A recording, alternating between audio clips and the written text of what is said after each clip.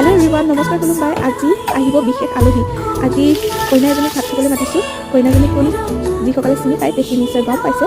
মোৰ বহুত ভাল বান্ধৱী সংগীতাৰ ফাইনেলি তাইৰ বিয়াখন খাম বুলি বহুত অপেক্ষাত বাট চাই আছিলোঁ। এতিয়া ফাইনেলি তাইৰ বিয়া, সেয়েহে তাইক আজি মাতিলোঁ ভাত এসাঁজ খুৱাবৰ বাবে।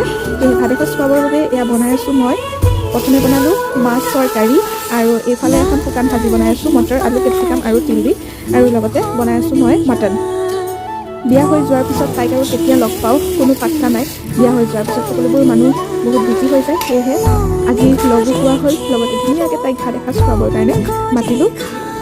এয়া এতিয়া আমাৰ কইনা আহি উপস্থিত, অলপ কথা বতৰা পাতিলোঁ, তাৰপিছতে ভাত বাঢ়ি দিলোঁ। আজি বহুত দিনৰ মূৰত